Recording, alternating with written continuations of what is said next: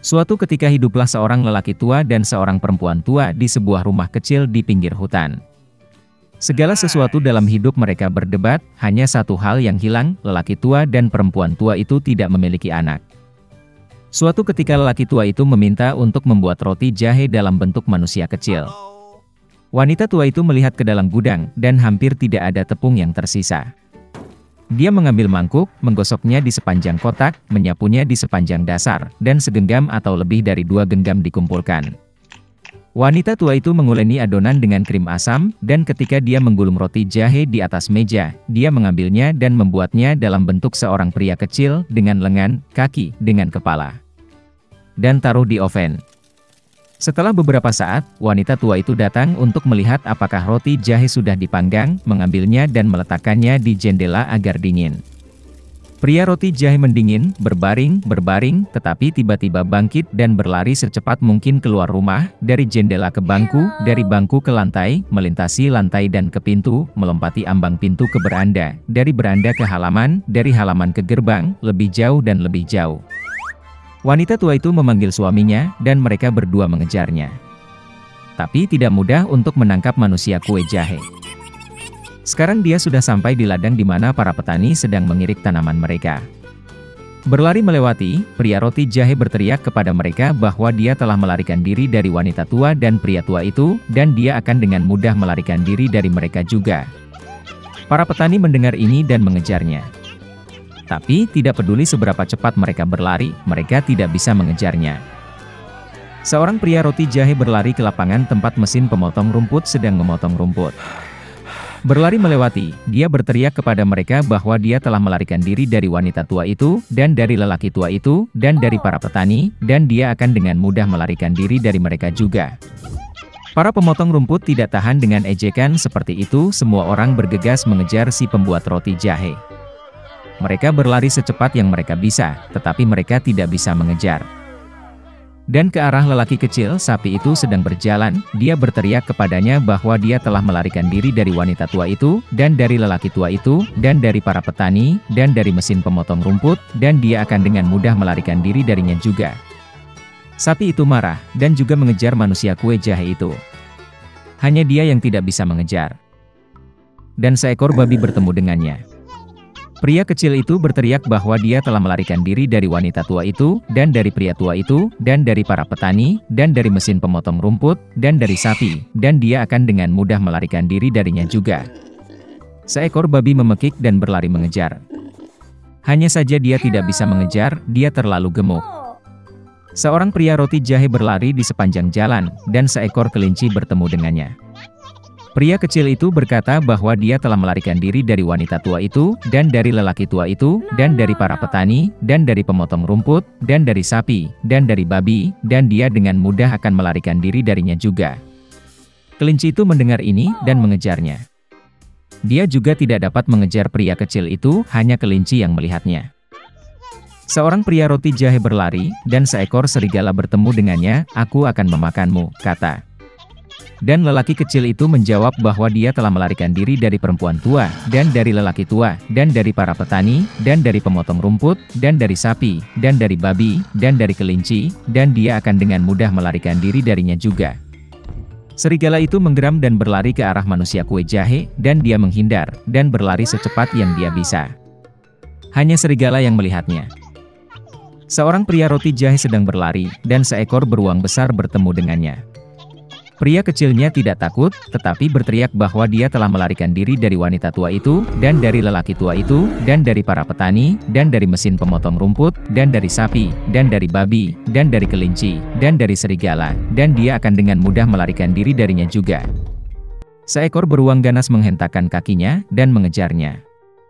Tapi beruang itu terlalu lambat untuk mengejar si pembuat roti jahe yang cepat. Seorang pria roti jahe berlari, dan seekor rubah bertemu dengannya. Rubah itu sangat licik, tetapi lelaki kecil itu tidak mengetahui hal ini. Oleh karena itu, karena kebiasaan, dia mulai berteriak bahwa dia telah melarikan diri dari wanita tua, dan dari lelaki tua, dan dari para petani, dan dari pemotong rumput, dan dari sapi, dan dari babi, dan dari kelinci, dan dari serigala, dan dari beruang, yang artinya dia akan dengan mudah lari darinya juga. Rubah mendengarkan sampai akhir, dan berkata bahwa dia sangat tua, tidak mendengar apapun. Dia mendekati pria kecil itu dan memintanya untuk mengulanginya. Mematuhi roti jahe konyolnya, dan mulai membual lagi. Rubah mendengarkan sampai akhir, dan berkata bahwa dia masih tidak mendengar apapun. Dia semakin mendekati pria kecil itu dan memintanya untuk mengulanginya lagi. Pria roti jahe setuju, dan kemudian saja dia memulai lagi, saat Rubah menerkamnya dan makan. Dan pria kue jahe tidak lagi membual tentang. Di satu kota besar, dua anak miskin tinggal di lingkungan itu, Kai dan Gerda, yang saling mencintai seperti kakak dan adik. Orang tua mereka mengizinkan mereka untuk mengunjungi satu sama lain di atap dan duduk di bangku di bawah mawar. Di musim panas, mereka menghabiskan seluruh waktu mereka di sini, menciptakan permainan yang berbeda, dan di musim dingin mereka senang duduk di dekat perapian yang hangat dan mendengarkan kisah-kisah menakjubkan yang sering diceritakan nenek mereka kepada mereka. Suatu ketika anak-anak melihat buku bergambar, Kai merasakan sesuatu menusuk mata dan hatinya. Ini adalah pecahan cermin dari Nyonya yang berkuasa, Ratu Salju. Sejak itu, perilaku bocah lelaki itu berubah secara dramatis. Dia menjadi pemarah, kasar, dan kejam. Suatu hari, Kai pergi tobogan dan tidak pernah kembali. Ketika Gerda mengetahui tentang hilangnya Kai, dia menangis lama sekali. Tapi dia yakin Kai masih hidup, jadi dia memutuskan untuk pergi mencarinya. Untuk waktu yang lama Gerda berjalan melewati hutan, melewati ladang, dan kemudian dia menemukan sebuah rumah yang indah, terkubur dalam bunga. Nyonya rumah keluar padanya itu adalah penyihir tua dengan topi jerami besar. Wanita tua itu sangat menyukai Gerda, dan karena itu dia memikat gadis malang itu dan meninggalkannya bersamanya selamanya. Gerda lupa tentang tujuan perjalanannya, dan menghabiskan banyak waktu bermain di taman indah dari Nyonya rumah yang ramah. Suatu kali dia secara tidak sengaja melihat mawar, dan mengingat Kai, dan segera bangun dari sihir, pergi ke jalan. Dalam perjalanan, Gerda bertemu seekor gagak pintar yang besar. Dia memberitahu gadis itu bahwa dia mengenal seorang putri yang akan menikah, dan tunangannya sangat mirip dengan Kai. Burung gagak setuju untuk membawa Gerda kepadanya. Begitu sampai di istana, Gerda berhasil melihat calon pangeran. Sayangnya, itu bukan Kai. Sang putri, setelah mendengar kisah sedih gadis itu, memberinya kereta emas dengan kusir dan pelayan, serta sepatu, sarung tangan dan gaun yang indah. Dan Gerda berangkat. Di hutan yang gelap, kereta yang berkilauan segera menarik perhatian para perampok yang segera menyerangnya. Perampok itu menahan Gerda. Dia membawa Gerda ke kastil perampok untuk memamerkan kebun binatangnya yang berisi merpati hutan dan rusa kutub dari Lapland. Mendengar cerita tentang penangkarannya, perampok merasa kasihan padanya dan membiarkannya pergi dengan rusa kutub untuk mencari Kai. Rusa kutub membawa gadis itu ke wanita tua Lapland yang menghangatkan dan memberi makan gadis yang kelelahan itu. Dia menulis beberapa patah kata pada cat kering kepada temannya Finn yang tinggal di dekat istana Ratu Salju, meminta untuk membantu gadis itu.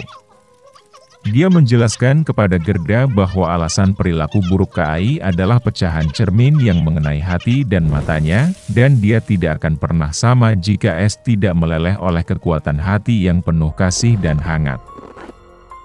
Gerda pergi ke istana Ratu Salju sendirian, tidak ada yang berani mendekati rumah Nyonya yang berkuasa. Dia sangat dingin dan ketakutan. Menemukan dirinya di kastil, Gerda terkejut betapa dingin, sunyi dan mati dia.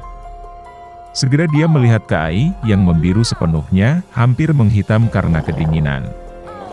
Anak laki-laki itu duduk di sudut dan mencoba untuk meletakkan kata keabadian dari gumpalan es, karena dalam hal ini dia akan menerima seluruh dunia dan sepasang sepatu roda baru sebagai hadiah dari Ratu Salju. Gerda bergegas menghampiri Kai, memeluknya erat dan menangis. Dengan air matanya yang panas, ia melelehkan serpihan yang menempel di hati bocah itu. Setelah mengangkatnya, Kai juga mulai menangis, dan pecahan kedua mengalir dari matanya bersamaan dengan air mata. Betapa bahagianya mereka melihat satu sama lain. Tapi tidak ada waktu untuk bersukacita. Mereka harus keluar dari istana es sebelum Ratu Salju kembali. Saat Kai dan Gerda akhirnya keluar dari kerajaan Ratu Salju, mereka bergegas pulang. Dalam perjalanan pulang, mereka bertemu dengan semua teman yang membantu Gerda dalam pencariannya. Di rumah, mawar mekar favorit mereka menunggu mereka, dan semua yang terjadi segera dilupakan oleh mereka, seperti mimpi yang berat.